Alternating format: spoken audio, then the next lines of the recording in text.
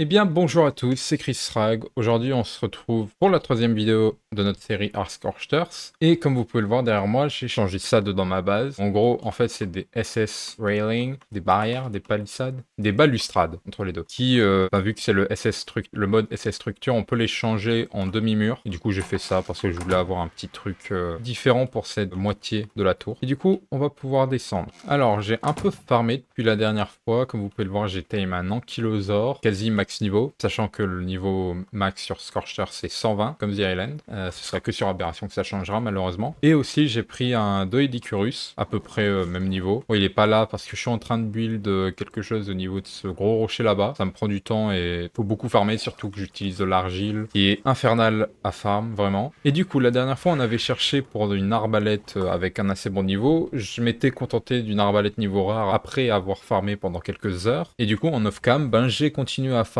Et quand je me suis dit que j'allais arrêter pour justement essayer de tame cet ankylosaure et commencer à farmer pour l'idée de base que j'avais déjà pour là-bas, eh bien je me suis dit, bon allez je regarde encore une supply crate et devinez ce que j'ai trouvé, tout simplement un blueprint d'arbalète en mythique. Donc c'est incroyable parce que c'est même pas une arbalète déjà faite, c'est un blueprint et du coup on peut avoir le bonus de fabrication. Bon c'est pas non plus un truc incroyable, mais au moins c'est sympa, c'est assez haut en plus le blueprint, j'ai l'impression qu'il donne quand même beaucoup de pourcentage de dégâts, 374, sachant que je crois que le max c'est 500. En tout cas avec des modes où on peut améliorer les dégâts, j'étais arrivé jusqu'à 500. Et du coup on va pouvoir laisser cette arbalète là. On devrait infliger plus de 2 fois la torpeur. Donc ça ce sera bien. D'ailleurs j'ai fait un SS Fabricator, donc centre d'usinage. Mais la version SS Structure du coup. Tout simplement parce que je vais commencer à crafter des trucs électriques, même pour la base là-bas surtout. Ici, ce que je veux faire, c'est crafter une source d'énergie que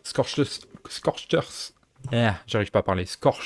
Scorchters à apporter, qui est tout simplement l'éolienne. Voilà, vous la voyez ici. Bon, ça, le tyrolienne et tout, regardez pas, c'est parce que on s'en fout parce que c'est pour aberration. Et je vais pas utiliser les trucs qui sont sortis après Scorchers. Donc pour l'instant, on va pas les utiliser. Bon, c'est une éolienne, je pense que j'ai pas besoin d'expliquer. Qui est pas si cher que ça à crafter, je trouve. Surtout que je crois qu'on en a besoin que d'une. Et ce que je voulais faire, en fait, c'est d'en mettre une tout en haut. Faire soit un escalier, soit un monte-charge qui va tout en haut, ou est tout en bas, qui bouge.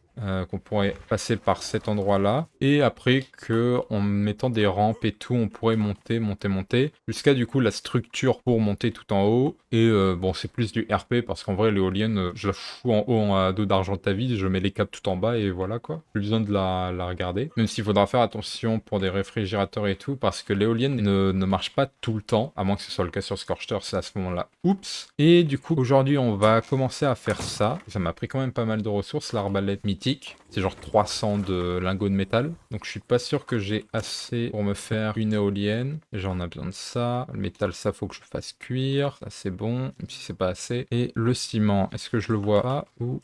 Non, il y en a pas. Par contre, je crois qu'il y en a là. En effet, 84. Alors, on va pouvoir le mettre là. Je sais pas si je vais mettre une seule éolienne ou si on va en mettre plusieurs. Un peu pour le RP. De toute façon, je pense qu'on les verra même pas d'ici. Après, je sais pas. Si je fais un build au-dessus aussi, surtout avec le creux là au milieu qui pourrait être sympa. Je sais pas, faudra voir. Pour l'instant, on n'en mettra qu'une et au pire, j'en rajouterai en off. Au moins, on en aura fait une en vidéo. On va faire cuire ça. En plus, il y a des lingots. Il y a du métal normal qui cuit en même temps. Après ça, on ira tame le lézard épineux et possiblement la mantis parce que elle sera très utile pour farm des ressources que j'ai besoin pour la base qui est là-bas. Et en plus, elle spawn souvent dans les déserts ou peut-être que dans les déserts même. Enfin, les déserts. Les dunes de sable, on va dire. Et donc, ce sera notre première expérience dedans. J'en ai survolé vite fait une fois parce que je voulais récupérer des Explorer Notes pour pouvoir level up notre petit Argentavis ici. Mais du coup, oui, j'ai juste survolé avec lui vite fait et j'ai jamais vraiment exploré. D'ailleurs, on a aussi un nouveau Thylacoleo que vous pouvez voir ici. Malheureusement, c'était entre guillemets que un niveau 88. Donc c'est pas le max level, mais franchement, ça va. J'ai pas forcément l'ambition de le faire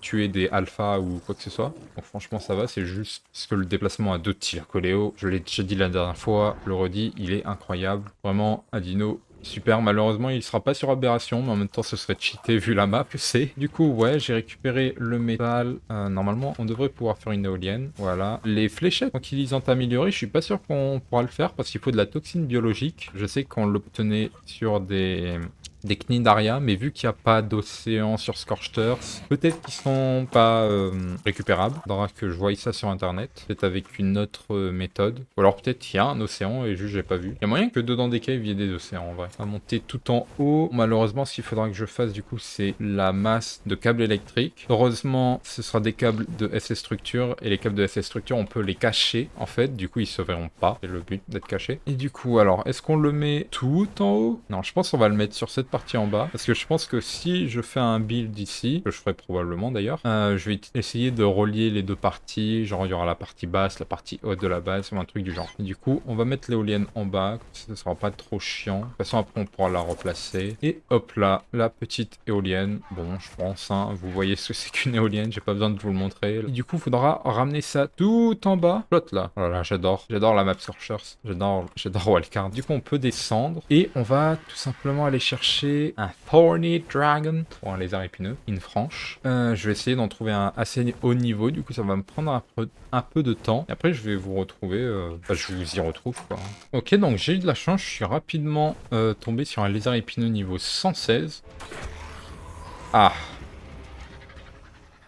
Ah. Ok, donc c'est bon, j'ai trouvé un niveau 116 qui est...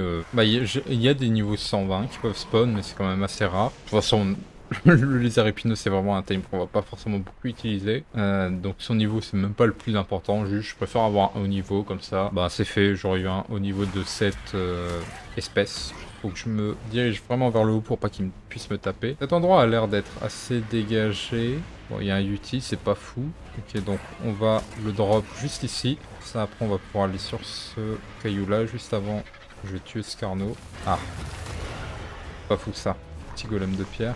Alors. Donc alors, où est-ce qu'on va aller? De l'autre côté, est-ce qu'il y a moyen... En vrai, on le met là. Et de là, on lui tire dessus. Toucher.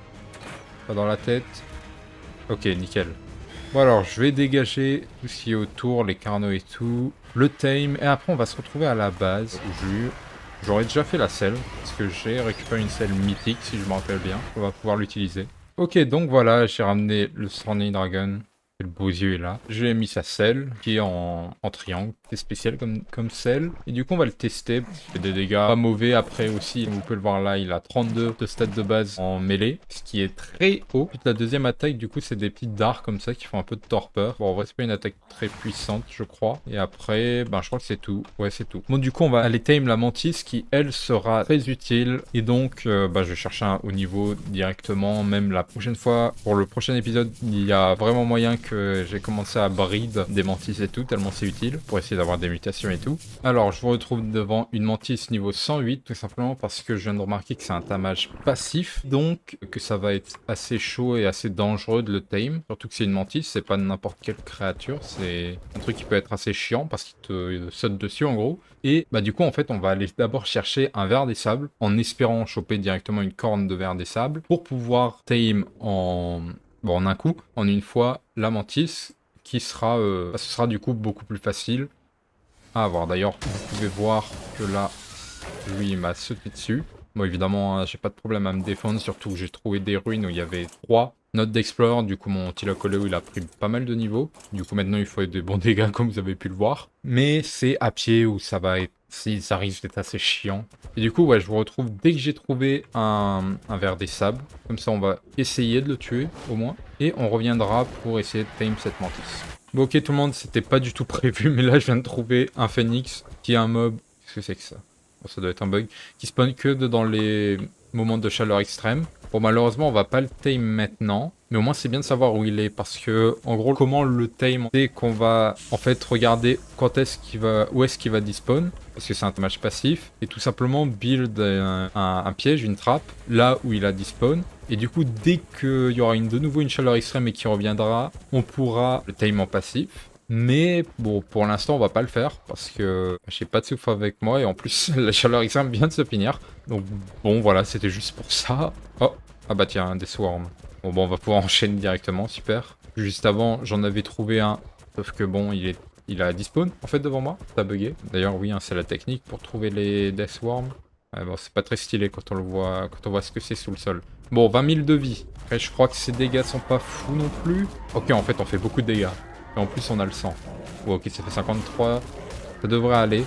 En espérant qu'il nous... Oui, ça devrait aller. On devrait le tuer. Allez, plus que quelques coups. Hop là. Alors... Ok, c'est bon, on l'a eu. Et comme ça, on peut avoir des gelées de baudroie abyssal. Ok, c'est sympa. Bon, bah du coup, voilà, on l'a tué. On a trouvé notre truc et je vous retrouve devant une mantis, en fait. Assez haut niveau.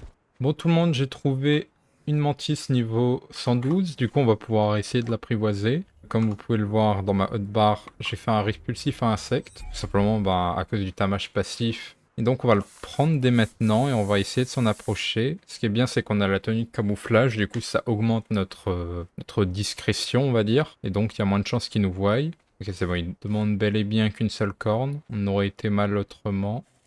Ok, on se rapproche. Oula, il l'a pas pris. Il nous a agressé avant. Au secours.